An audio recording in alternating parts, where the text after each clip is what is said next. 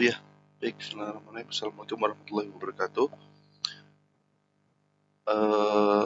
Terima kasih atas kehadiran kuliah online Zoom ganti hari Kamis kemarin, gitu ya. Baik, kita lanjutkan bahwa relay jarak, gitu ya. Relay jarak yang kita pelajari kemarin itu digunakan untuk mengamankan saluran transmisi, gitu ya. Nah, beberapa jenis relay jarak yang digunakan, gitu ya, itu jenisnya ada beberapa, gitu ya. Yang pertama adalah impedance, gitu.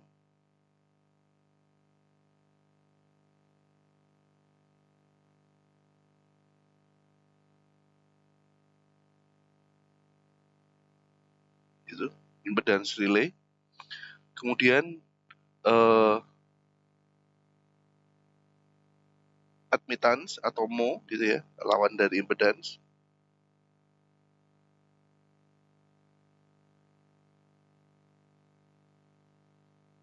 Gitu. Terus kemudian resistance, kemudian reactance, quadrilateral,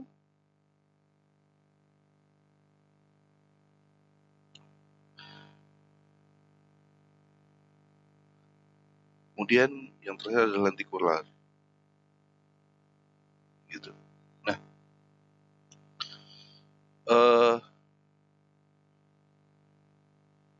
jenis grafik yang ada di sini, gitu ya, jenis grafik yang ada di sini, gitu, itu mempengaruhi jenisnya apa. Jadi misalnya MO, gitu ya, itu akan bergeser, kemudian quadrilateral, gitu ya, ada yang quadrilateral, gitu. Ini quadrilateral itu bentuknya kotak seperti ini. Karakternya memang bentuknya seperti ini, gitu. Nah, misal ketika kita punya yang impedance, gitu ya, ohm relay, gitu. Ini untuk apa? Impedance relay.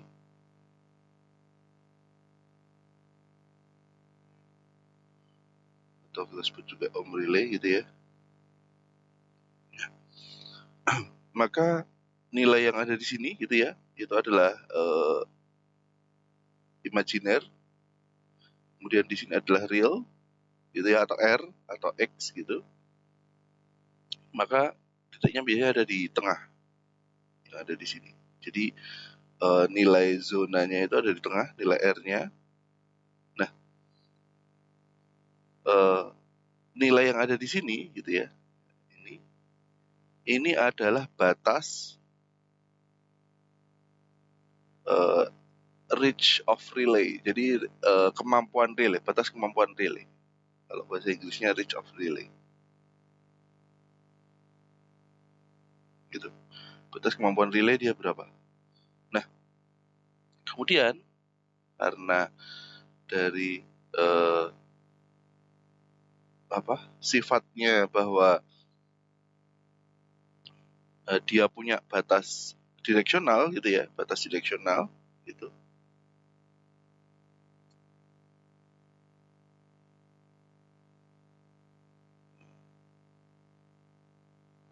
Ini batas direksional. Maka kita bisa menentukan posisi mana dia akan trip, gitu ya, akan posisi trip. Misal di sini kita daerah sini dia trip, gitu ya, daerah sini dia blok, gitu. Nah, berarti hanya daerah ini saja, daerah depannya saja, gitu kan. Nah, kemudian karakteristik yang ketiga, gitu ya, yaitu adalah impedansi dari salurannya berapa. Nah, misalnya kita pakai Misal kita pakai yang hijau ya, ini kan.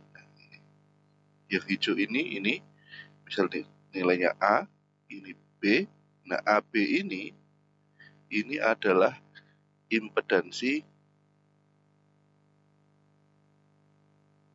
saluran gitu, atau transmisi ya. Jadi besar impedansi salurannya nanti akan digambarkan di warna hijau ini gitu. Jadi karakternya kita menggambarkan relay jarak gitu ya, itu sesuai dengan kaidah ini gitu ya. Pasti ada batas kemampuan relay, ada batas direksionalnya, kemudian ada nilai impedans salurannya seperti apa gitu.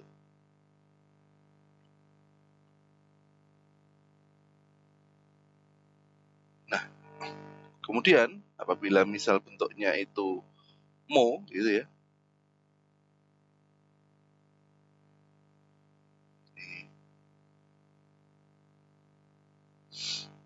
mo relay yang dia bergeser seperti ini gitu. Nah, karena dia bergeser, maka nilai AB-nya gitu ya, nilai AB-nya itu bisa lebih jauh. Nah, kalau tadi misal zona ohmnya itu cuma segini gitu ya, cuma segini, masih ada daerah sini yang dilindungin. Nah, dengan mo relay gitu ya, karena dia bergeser,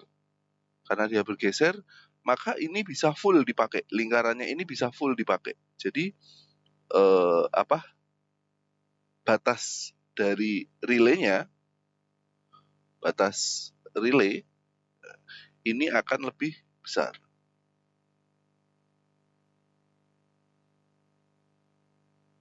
Dengan menggunakan power relay ini ya, batas relaynya akan lebih besar.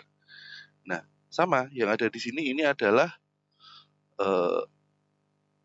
impedansi dari saluran gitu ya, AB ini impedansi dari saluran. Nah, dari sini gitu ya, maka sifat mo ini sekaligus sebagai directional relay. Nah, kenapa? Karena dengan kita merubah karakteristik ohm jadi mo gitu ya, kita bisa arahnya kemana? Bisa saja nanti arahnya gitu ya, arahnya di slide sini ya gitu ya. Nah, kita misal pakai zona 1 yang ada di sini, zona 1 yang ada di sini. Nah, arahnya yang ada di sini itu bisa saja tidak ke kuadran 1 tapi ke kuadran 2 seperti itu ya, tapi jarang. Bisa ke kuadran 1. Kuadran 1 seperti ini berarti arahnya langsung saja ini yang dipakai adalah X dan R-nya gitu ya, X dan R-nya. Jika misal dia negatif di belakangnya, ya udah berarti apanya? Oh, berarti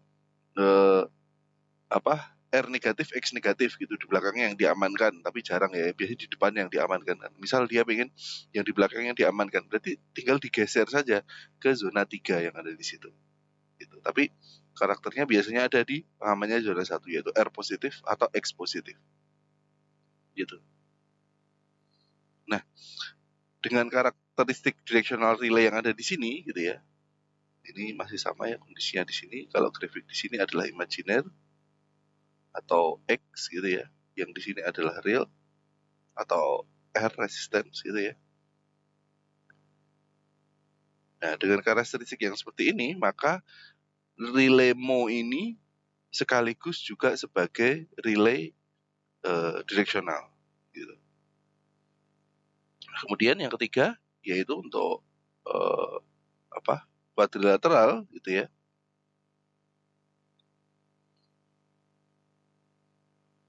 Bentuknya seperti ini. Nah, dia umum, jadi bentuknya zonanya adalah zona yang nilai X tertentu gitu ya, nilai X tertentu, nilai X konstan gitu ya, nilai X-nya ini konstan. Nah, gitu. Sedangkan nilai R-nya itu memiliki gradien. Ada kemiringan. Jadi dia sebetulnya mirip relay yang reaktans gitu ya. Kalau reaktans cuma satu garis gitu ya, reaktans gitu. Nah, tapi nilai R-nya itu ada kemiringannya. Ini X.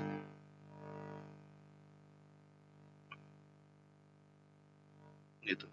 Nah, karena dia masih umum bentuknya, ini Anda bisa lihat ya bentuknya umum gitu, maka bisa juga dilengkapi kalau misalnya kita lengkapi yang ada di sini. Itu sebagai direksional. Gitu. Nah, berbeda dengan relay ohm dan mho ini, dia karena bentuknya lingkaran gitu ya, maka harus digeser. Nah, quadrilateral ini apabila ingin membuat direksional gitu ya, itu dapat langsung untuk merubah nilai X konstannya atau R kemiringan R-nya, sehingga dia bisa langsung membuat menjadi direksional seperti ini. Nah, ini dinaikkan saja R-nya konstan, gradiennya dinaikkan gitu ya, pada daerah tertentu saja gitu. Nah, maka kita bisa membagi menjadi zona 1, zona 2, zona 3, dan Z-load-nya yang ada di sini itu bisa kita lihat. Jadi lebih secara cara merubah jadi direksional itu lebih cepat gitu ya. AB, ya AB ini adalah impedansi saluran gitu. Nah, kemudian gitu ya, relay reactance gitu ya, reactance gitu, relay reactance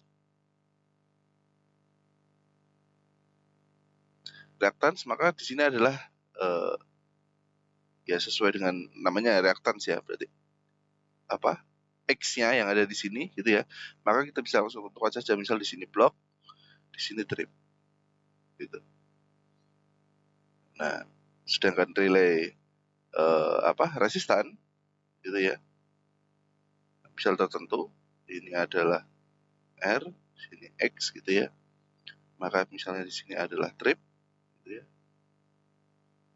di sini block, ini adalah resisten gitu. Nah, dari ke-5 jenis ini gitu ya, kita bisa melihat keunggulan masing-masing dengan melihat grafik dari cara kerjanya seperti itu. Nah, selain itu gitu ya, selain itu kita bisa merubah point of tripping atau mengubah apa istilahnya,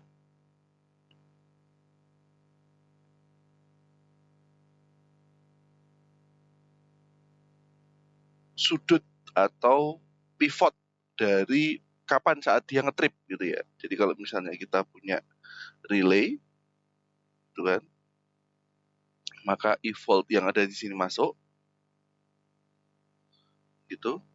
Ini adalah I gangguan gitu ya. Sedangkan di sini berubah menjadi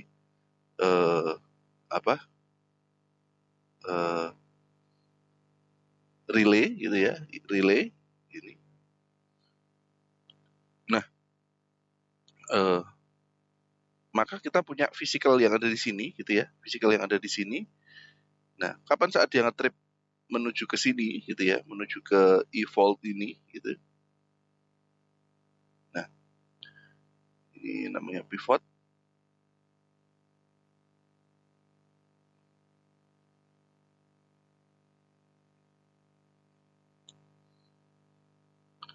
Nah, pivot ini bisa digeser-geser gitu ya, bisa digeser-geser. Ini sebetulnya yang kita lakukan untuk membuat rasio dari V dan I gitu ya. V dan I kita tentukan berarti nilai R-nya gitu ya, berarti di sini adalah nilai V dari relay gitu ya. Nah, dengan membuat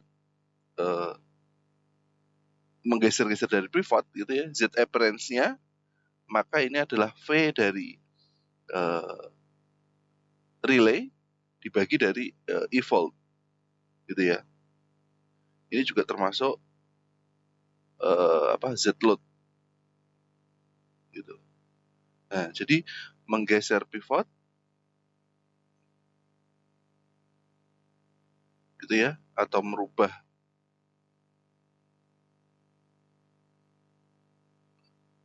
rasio V dan I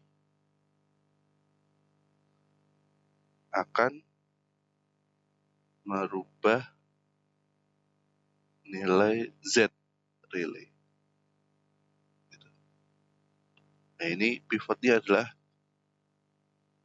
namanya kesetimbangan trip.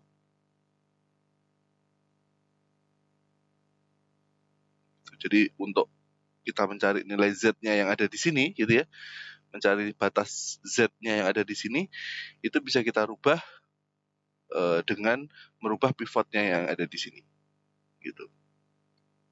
Nah, misal dengan standar impedansi gitu ya, misal yang tadi ohm relay, standar impedansi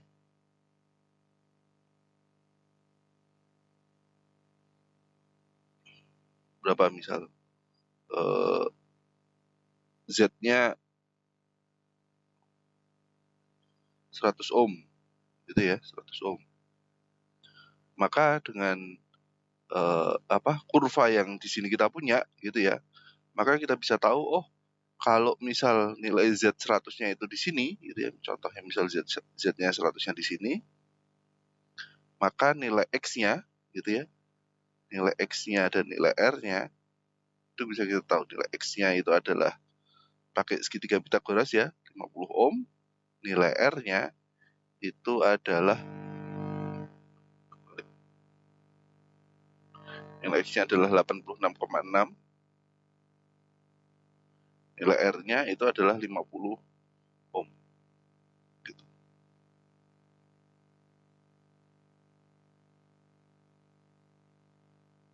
Nah, nilai yang kita rubah di sini, Z inilah yang nanti dirubah-rubah menjadi point of tripping gitu.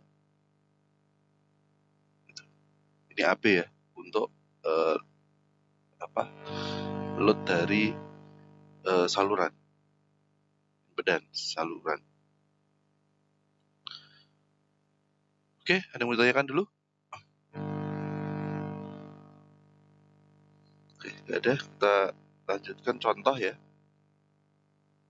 Contoh, kita punya saluran gitu ya. Kita punya saluran, zona satunya saja yang mau kita lihat ya.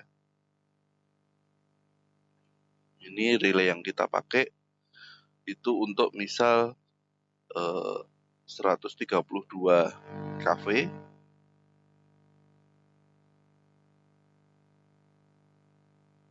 untuk 3 fasa. Contohnya seperti itu. Nilai salurannya yaitu adalah 100 ohm. Artinya dia punya 76 kV untuk line to netralnya.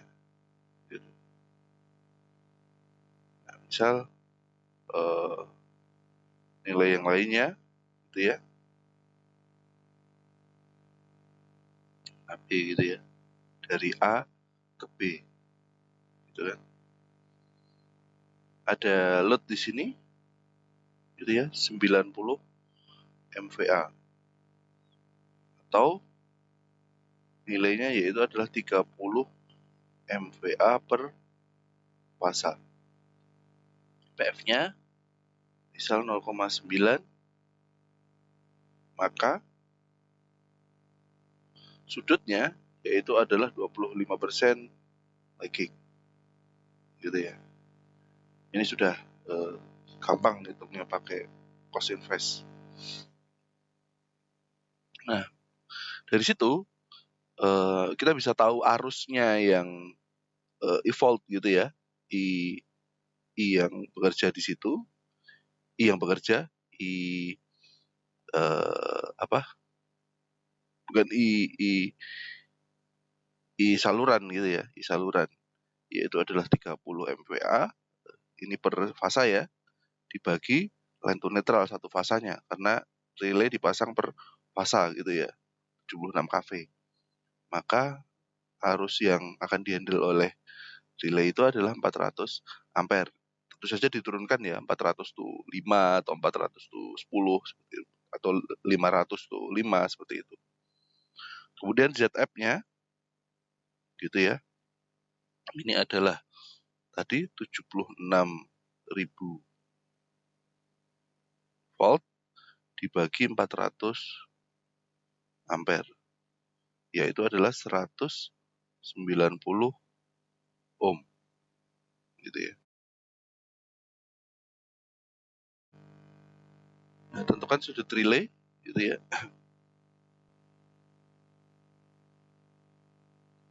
Jika Z sama dengan 100 ohm. Misal kita gunakan relay yang tadi ya, yang 100 ohm tadi ya. Jika Z relaynya itu 100 ohm, maka kita bisa hitung gitu ya, dari nilai zonanya yang ada di sini.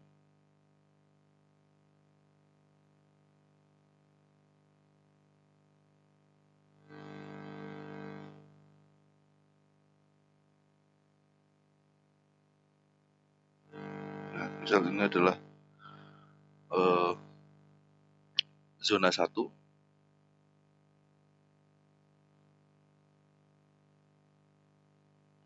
zona 2, zona 3 gitu ya. Nah, kita tadi misal punya 100 ohm gitu ya. Misal di sini zona satunya kita tentukan saja, misal dia 80 ohm, terus 160 ohm, terus kemudian 250 ohm gitu ya. Dari mana? Ya dari Z yang ada di sini kan tadi. Z yang ada di sini misal nih 100 ohm. Maka kita tentukan tadi berdasarkan di sini ini adalah 80 ohm kan, 80%-nya kan. 80%-nya. Nah, karena 80%-nya maka kita buat di sini adalah 80 ohm gitu untuk R-nya. Oke. Untuk X-nya mengikut dari nilai R-nya gitu. Nah, apabila tadi karakternya yaitu adalah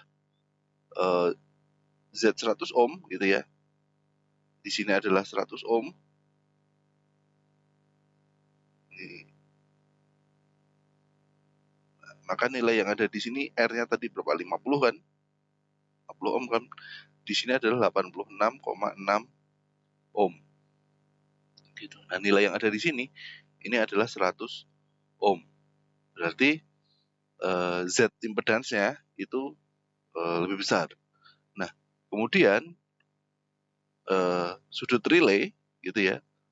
Di sini sudutnya 60, ya kan? 60 dikurangi 25, ini dari relay, ini dari PF, maka sudutnya adalah 35 derajat, gitu ya. Maka sudut yang ada di sini, ini saya gambarkan terpisah. Nah, Z-load-nya yang ada di sini, nah, ini adalah Z-load, gitu ya. Z-load tadi besarnya berapa? 190, gitu kan? 190 ohm, gitu. 190 ohm, artinya kita punya di sini sudutnya 25, berarti Z relay-nya gitu ya, Z relay-nya yang ada di sini ini bertemu ya, Z relay di sudutnya 35 gitu, Z relay. Jadi ini adalah dari Z load-nya, ini Z relay-nya. Nah, berarti dengan asumsi seperti ini, ketika ditanyakan pertanyaan kedua, apakah relay dapat mendeteksi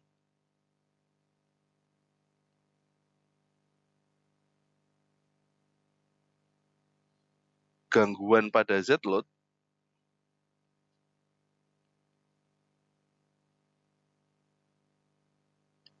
Jawabannya tentu saja tidak ya, karena ini adalah karena Z load-nya yang ada di sini itu melebihi dari zona 3-nya. Gitu kan? Berarti dia tidak bisa dirasakan oleh saluran bisa dirasakan, tapi karena bebannya banyak, besar gitu ya, sampai 30 MVA, maka Z load-nya melebihi dari zona dari relay jaraknya. Jadi dia tidak bisa merasakan. Terus bagaimana biar supaya dia bisa merasakan gitu ya? Supaya dia bisa merasakan,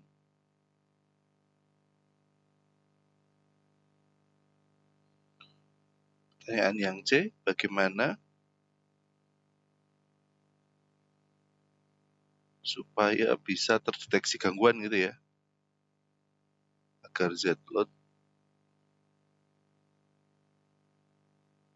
dideteksi zona 3.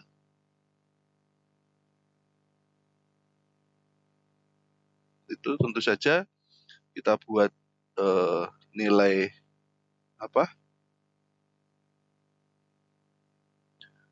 Z bebannya gitu ya. Z bebannya kalau tadi misal nilai AB-nya udah di sini gitu ya. Ini AB. Nah, nilai Z load-nya gitu ya, yang kita buat di sini besarnya ini harus maksimal yang ada di sini berapa? Ada di sini dengan sudut gitu ya. Nilai R-nya berapa? Nah, maksimalnya yang ada di sini nilai R-nya berapa gitu ya. R yang maksimal mampu dideteksi zona 3 gitu ya. Ya sudah, berarti R maksimalnya itu nilainya ada di sini. Sehingga Z relay-nya ini Z relay gitu ya, itu bisa dideteksi. Bisa mendeteksi zona 3.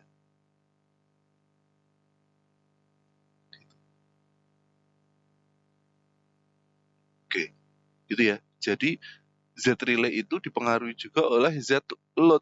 Jadi tidak hanya, oh Anda lihat Z relay-nya segini kok nggak kedeteksi gitu ya. Oh Z salurannya masuk, Z relay-nya masuk. Nah, Z load-nya gimana? Gitu kan. Anda juga harus lihat nilainya yang ada di sini. Gitu. Dan ini biasanya nilainya adalah nilai Z. Nah, nilai Z. Nah, kita harus punya R load max. Gitu ya. Gitu. Berarti masuk sini berapa? Misal 120 atau berapa? Itu tergantung dari sudutnya yang ada di sini. Sudutnya misal 25 derajat, itu nilainya nanti bisa deteksinya di sini berapa. Berarti saluran yang apabila besar load-nya lebih besar daripada yang ada di sini gitu ya, maka harus mengganti relay jaraknya, Z relay jaraknya. Sama juga dengan misal kemampuan yang ada di sini gitu ya. Impedansi penghantar diketahui gitu ya. Ini contohnya adalah ruas Cikareleng Bandung Selatan. Panjang penghantar diketahui. Impedansi total diketahui. Nah, ini impedansi total apabila ini nilainya itu tadi masih tidak bisa menjangkau gitu ya, tidak bisa menjangkau, maka ini harus diperbesar gitu. Nah, kita juga butuh data untuk rasio VT-nya, rasio CT-nya, baik untuk di depan gitu ya, yang tadi di sini CT sama VT-nya kita harus tahu. Di sini juga harus tahu CT dan VT-nya. Juga sama contohnya. Jadi bisa kita hitung. Oh, kemudian untuk zona 1 waktu yang digunakan seketika gitu ya. Terus kemudian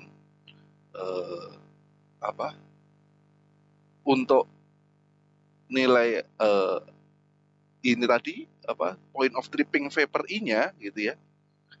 Nah, ini tadi, ini adalah primer, ini adalah sekunder, gitu ya. I dan V-nya, gitu ya. Sekundernya kenapa didahulukan? Karena dia adalah poin dari relaynya, gitu ya. Primer adalah gangguan dari voltnya, maka waktunya seketika. Nah, nilai Z-nya yang ada di sini ini adalah zona, gitu ya. Nah, dari sini, gitu ya, dari perhitungan itu tadi, dari perhitungan nilai sekunder, primer, dan waktunya, itu kita bisa membuat kurva dari ini. Jadi sebenarnya pakai Excel saja juga bisa ini. Gitu. Misal nih contohnya Cikareleng Bandung Selatan. Dari Cikareleng Bandung Selatan, waktunya ini adalah seketika, gitu ya, seketika. Itu kecil sekali. Kemudian zonanya ini adalah ohmnya berapa? Nah, kemudian zona 1 ke zona 2 ini berapa? Misal waktunya 0,4 gitu ya. Zona 2 0,4. Maka nilainya ini adalah 0,4. Ini ya, detik, 0,4 detik. 0,4 detik. Zona yang ada di sini ini adalah sampai berapa nilainya yang ada di sini?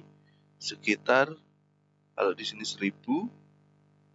Nah, ininya ruasnya ya, Cikareleng Bandung Selatan 80%, Bandung Selatan ke Panasia itu 80% juga, berarti ini 40%, sisanya yang kemarin sudah dibahas di zona gitu ya. Ohmnya ini adalah sekitar 1000 ya, mungkin ini sekitar tadi berapa Z-nya? Oh, tidak dituliskan di sini. Ya, ini mungkin setengahnya lah, setengahnya gitu. Setengahnya dari 1000. Kemudian ini adalah zona 3. Nah, dari Cikareleng Bandung Selatan, Bandung Selatan ke Manasia masih oke gitu ya. Nah, tapi untuk zona 3-nya gitu ya, ini sudah sesuai gitu. Nah, ini contoh yang tidak sesuai gitu ya. Tidak sesuai ini 80% benar. Ini melebihi dari Bandung Selatan ke Panasia yang merah ini contohnya ya, dari Kamojang ke Bandung Selatan itu melebihi dari zona 2. Ya, ini setelannya. Sedangkan zona 3-nya setelannya itu hanya sedikit. Gitu kan? Areanya ini padahal dia setting Z-nya yang ada di sini itu sebetulnya bisa sampai sini ya. Jadi Z-nya zonanya itu ohmnya itu sebetulnya tidak harus terlalu besar nilai yang ada di sini sehingga bisa masuk ke zona 2. Ini juga sama dari Bandung Selatan ke Panasia 80% masih oke. Nah, tapi zona 2-nya ini kurang jauh. Nah, gitu ya. Ini tidak sesuai. Jadi ada beberapa contoh yang ini tidak sesuai dengan kaidah. Yang ini tadi ini sudah sesuai. Gitu ya. Zona satunya udah 80%, udah berapa? 160% gitu. Terus kemudian nilai yang ada di Bandung Selatan Panasia pun juga sama, udah 80%. Ini contohnya ya. Ini zona 2-nya ini masih belum sesuai, tapi nggak masalah karena dia sudah melewati zona 2-nya. Nah, yang penting zona 3-nya sudah melewati full dari yang ada di sini. Gitu. Nah, tapi beda dengan yang ini Kamojang Bandung Selatan ini masih tidak sesuai karena Anda bisa lihat Bandung Selatan Panasianya yang ada di sini itu adalah satu zona full yang dia handle. Padahal zona 2 tidak boleh menghandle satu zona full seperti ini. Itu nanti akan menyebabkan kebingungan. Seperti itu. Oke, seperti itu. Itu adalah contoh kasus bagaimana mentuning untuk relay jarak gitu ya, termasuk juga tadi untuk bagaimana melakukan setelan gitu. Dan Anda bisa ingat bahwa untuk nilai Z load-nya itu yang dipengaruhi sebetulnya nanti adalah R-nya gitu. R-nya jadi nanti adalah R load max gitu. Seperti itu. Baik, untuk proteksi relay jarak sampai di sini. Ada pertanyaan dulu? Kalau enggak, saya off record.